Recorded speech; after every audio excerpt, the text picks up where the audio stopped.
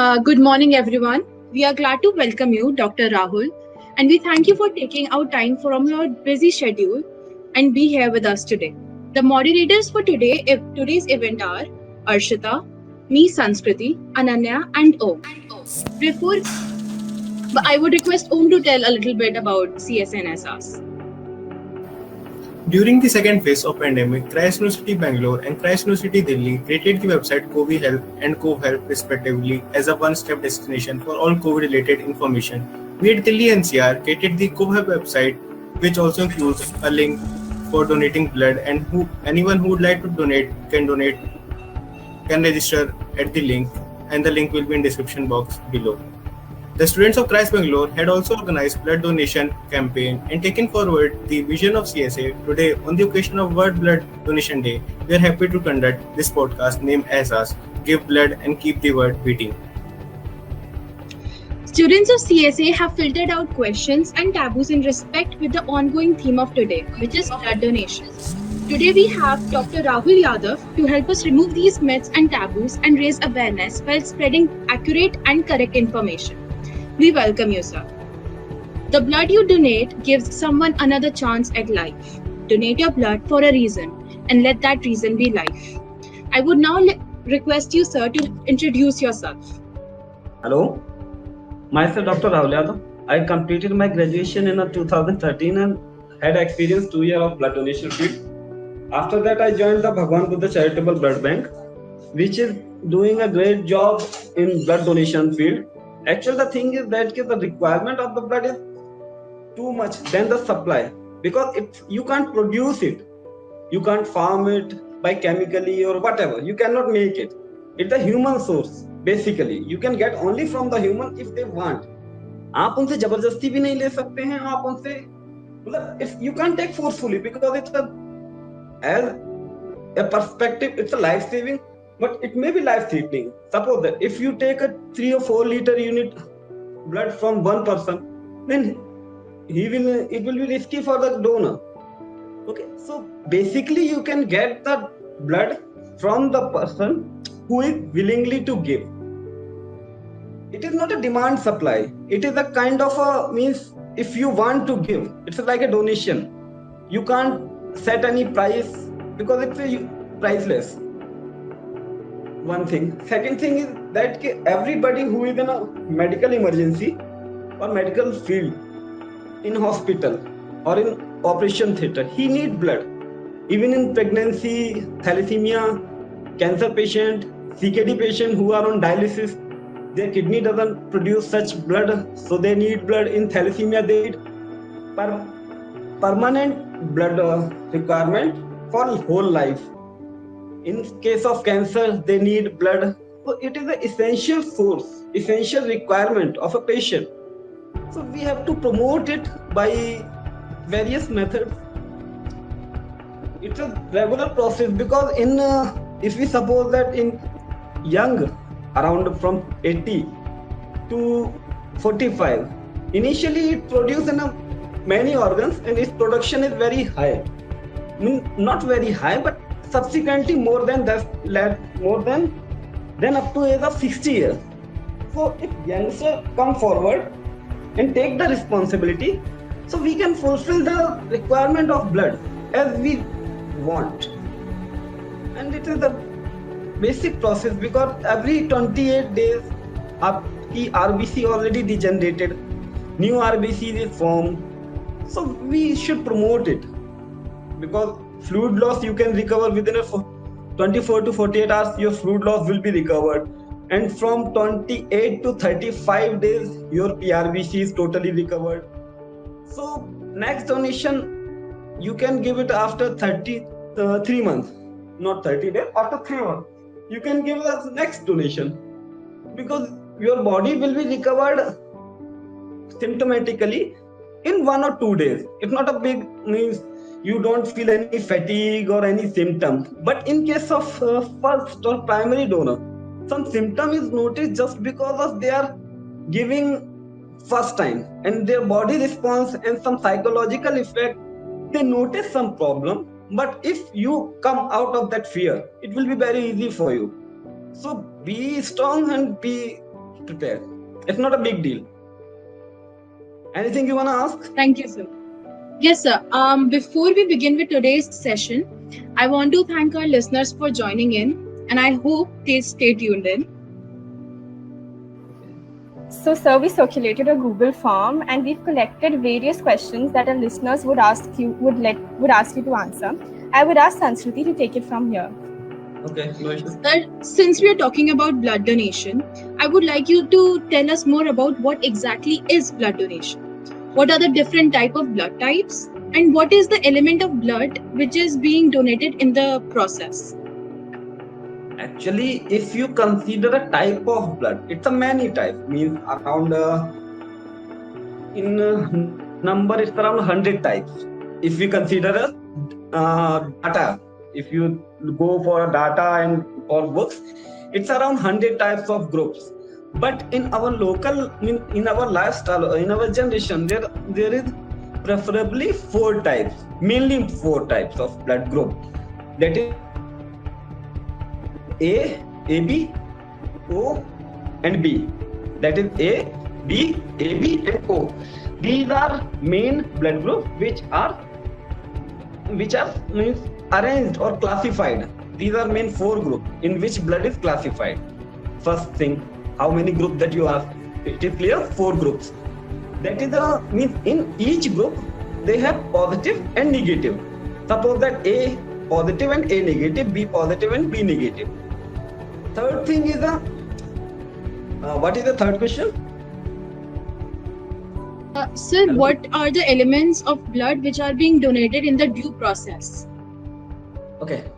No, actually you can separate it blood from during the donation, because if you give the blood, you are giving whole blood. We are in blood donation process. You are giving a whole blood.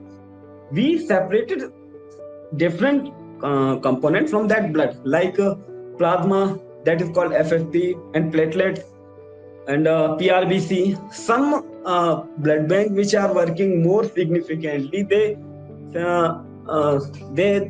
differentiate from that T germs and some other. That is in minor cases, but in major we prepare only 3 components from blood. That is the platelet, plasma, and PRBC. That other donation in plasma concentrate with platelet is taken from blood, and that's it. It's not, we can't say that which component we are taking from blood. We are taking your whole blood. Means out of your 4.5 to 5 liter blood, we are taking 350 ml. That is complete blood. We make the different component and provide as per patient's requirement. Okay, sir. Okay. We would like you to answer some more questions, sir, for us. Yeah. So, is blood donation possible at any age? More than 18, less than 60. Just because of maturity, means below 18 we cannot. It's a minor age regarding consideration, and more than 60, on that is mostly blood production process getting slow and patient is getting old. So more than 60, less than 18. Sir, Okay, is sir, blood thank you. donating a time-consuming process? Like how much time it takes? Well, it takes usually from first initiative to finish up maximum 15 to 20 minutes maximum. That include your filling your form, preparing you, taking your blood. After blood donation, you get a refreshment, because it's a kind of when you give the blood, your fluid is went from body. So we provide some fluid and sugar. So you don't go in hypoglycemia state, but just kind of a refreshment we are giving after donation. Total process 15 to 20 Sir, minutes. after donating blood, Hello? okay, sir. Yeah. Sir, after donating blood, how long will my body take time to replenish the lost blood? Your fluid will be recovered in within 24 hours, fluid loss. Okay? And component loss will recovered 80%, 80 to 90% component recovered within a 4 to 7 days, and total it's around 1 week, around 7 to 10 days. You completely recovered. Okay. So in continuation with that question, I wanted to ask, if I do use donated blood, how long will my body take time to adapt to the new blood? If you got the blood donation, Yes, sir. if you are a receiver, right? Because body has own defense mechanism. If any foreign material which is not identical to your body respond immediately. Suppose that if you are a O positive blood group and I am giving you some other blood group, your body will respond suddenly and you will collapse within a minute. So, and but the blood you received from some donor, that will be generated in your body within a 7 to 15 days. No use of that blood. That is giving just to improve your recovery rate, to save you. It not remains in your whole life. It will be washed out or degenerated within a 15 to 28 days maximum. And for adopting, if you are a receiver, I can say within a second you will get that your body is adapted that blood or not. For that, we are giving blood after identical sampling, identical matching. After sample matching, we are not giving any blood to anybody. So it is mandatory criteria to give the blood. Okay. Anything else? Yes, sir. So I had this question from some time. So my mother recently got affected from COVID, and I wanted to ask, after how many days can a person donate blood when he or she has recovered from COVID? It's a kind of a question which is under study. Different data shows differently. Okay. Some data says you can give blood after 14 days. Some says you can give after 28 days. ICM are changing guideline frequently, because previously guideline is after vaccination. As I read and as I know, previously before COVID, I had a clear conception that after each vaccination we have to wait for 6 months. But in COVID, every person is vaccinated, then who will give the blood? So they say it's a 2 month, then they say 1 month, now it's 28 days. So it's a question of under study. Vaccination. Thank you, sir. Also, I have one other question. Like, is there any eligibility criteria for donating blood, and what is the role of hemoglobin? Like when we talk about donating blood. Criteria was, first of all, age 18 to 60, weight more than 45, height is not a criteria, HB more than 12.5, because it means you are giving voluntarily blood donation. So your blood sufficient to continue your body. So what steps should one take before blood donation? Before blood donation, means person should, if you are planning to go any like a organized camp, suppose that you had a camp in your society, right? It starts from 9 a.m. So you can give it at any time. If it is in your society, then you should take a proper breakfast and give. Means before donation, your stomach should not be empty. You have to take a meal or drink or something which provide you energy. So you should not be empty stomach donation. If you are giving in the morning hour, you should take lunch. In the afternoon, you should take in morning you should take breakfast. In lunch, you should take a lunch in afternoon. Basically, you should not be empty stomach for donation. Anyone else? So follow this question, do we apart from not being empty stomach, are there any medical conditions that we need to fulfill to be eligible blood donors? No, it's some medical condition which stop you to give the blood.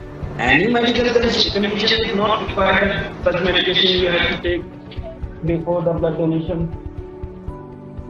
but some medication criteria, like if you have any means, are you on a high dose steroid continuously you are on steroid currently, or you are taking anti-hypertensive drug and your blood pressure is not uncontrolled, you are taking diabetic medicine and your sugar is uncontrolled, in that case you cannot give, but you don't need any medication for blood donation. Sir, the blood donation. After blood donation, first of all, you should take a high fluid intake. Second thing, within 12 to 18 hours, you should not do heavy weightlifting from that hand from which your blood is taken. And take proper meal, nothing significant, just high fluid intake and proper food. Okay. Yes, sir. Now we will be exploring blood donation at length. To do that, I want to ask you, is there any exclusion criteria for blood donation? First of all, age. Yes, sir. Second thing- Age, weight. Weight. Third is your HB. Fourth is your medical history. That's it. And your duration when you give last blood. Okay. So there are only 4 to 5 categories which we have to fulfill to donate blood. Matlab, that's the only exclusion criteria. Yeah. Okay, sir. Yes, sir. So I wanted to ask you this question. So it's a bit lengthy and it has 2 parts. So the first one says, does a medical history of chronic ailment like cancer pose a problem to the blood donors? No, cancer patients should not give the blood. Cancer, all the chronic illness should not or have not to give the blood donation. They are not involved in the blood donation. Okay? All chronic ill patients, they cannot give the blood. So even after they have recovered from the illness, they are not allowed to give the blood. If they recovered from illness, that is not chronic. I said chronic illness. Patient should not or don't have to give the blood. They can't give. नहीं दे सकते ma'am. Chronic illness will not. No. If they recovered, then it is not chronic illness. Suppose that if you had cancer, it's a chronic when it becomes to life-threatening. Suppose that if someone had breast cancer, he operated and after chemotherapy he is recovered. So it's not a chronic. It's a, you can say they can give the blood donation. They can involve. But if cancer is moderate to high, it's a life-threatening. Suppose that if someone metastasis in different tissue, or he is under treatment, chemotherapy or something like this, they cannot give. Recovered patient can give after 1 year, 1 to 2 years. Sir, is there any chance of getting HIV or AIDS in the blood donation process? In blood donation process, no, because we use sterile single-use needle, not blood. In each bag, a specific needle is connected that is already 100% sterile, and after taking blood, that needle is discarded and bag will be saved. So no chance in HIV transmission during the blood donation. Okay, sir. Ask your question again. Can anemic people donate blood? Anemic person. Hello? Yes, sir. Yes, sir. Yes, sir. Anemic person. No, not at all. If patient is anemic, that his or her blood should be less than 12.5. Like less than, if you say that this person is anemic, that means his or her HB should be around 8, 9, 10. Then he will be anemic. So he fails the third criteria. First is age, second is the weight, third is the HB. So he fails the third criteria. Any patient cannot give the blood. Okay, sir. Sir, there is a question that I've seen in the forms that we did circulate, which was, can blood be circulated? Can blood be stored forever? Not forever. It has already its lifetime because your PRBC. Your RBC is already in 28 days. It's a life cycle. You can't be immortal, no? Yes, sir. Totally got it. Yes, sir. I was asking like how often can I donate blood? Like 4 months, 6 months? What is the time period? After 3 months. Hello? Sorry, sir. Can you repeat After again? 3 months, you can repeat the blood donation. Every 3 months. Thank you, sir. Yes, sir. So I wanted to ask, is there a specific amount of blood that is ought to be donated every time we go for donation? Yeah, it's around 350 and 450. In female, we recommend 350 ml. In male, we recommend 450 ml. All right, sir. Thank you. So, sir, there Anything else? there are various myths and facts that were raised by the students, and the very common one was, can we donate blood if we have a tattoo or a piercing? Can you repeat your question? The question is, can we donate blood if we have a tattoo or a piercing? After 6 months. Okay, sir. Any section of people in the society who cannot donate blood? Like, is there any stigma? For example, sir, No. LGBTQ community are allowed to donate blood or not? No. Everybody can give the blood. It's a human source loss. It's not a means we cannot means God make us. Every blood has a. Every person have a red color blood. सबका blood same है boss. तो ऐसे भगवान ने कोई difference मतलब ऐसा कोई डिफरेंशिएशन नहीं है कि specific community can not give the blood. Okay, it's a genuine and valuable reason that you are giving the blood. So there's another question. Can people who are on antidepressants donate blood? No, if they are on antidepressant, because if they are frequently blood donor and they start blood donation, means antidepressant in between the donation. Suppose that if a person is a frequent blood donor, he is giving 1 or 2 times every year, and suddenly in between he started antidepressant medicine. We cannot miss antidepressant, some medication like antidepressant medicine which contains the lithium, they cannot give. Some specific medication is not allowed. Okay, In sir. overall, we can say on antidepressant, patient should not give the blood. Overall. Okay, sir. Sir, after donating blood, how long should I take before indulging in any physical activity like sports, swimming, etc.? On that day, you should not involve in a heavy sports, heavy activity. You can involve in a daily life within 15 minutes. You can ride, you can walk, anything you can do, you can. But in heavy exercise, you should not involve within 12 to 18 days. The major reason means you people can think differently कि बहुत कमजोरी आती है, ऐसा कुछ होता है. It's not like that. We procure the clot. Means we are puncturing your vein, right? So the clot which is formed on a vein, that is soft. If you involve in a heavy activity, suppose that weightlifting, on the hand which I punctured for blood donation, if you lift the weight from that hand, your clot will be break and blood will come out from that point. So for that precaution, we are avoid to heavy weightlifting. From that means avoid heavy work on that day. That's it. Okay, sir. And Okay, sir. Sir, can blood be donated during the menstrual cycle? There's a huge taboo out there where we deny females to donate blood. No. In menses, you can give the blood. You can or you cannot? You cannot. Because Okay, sir.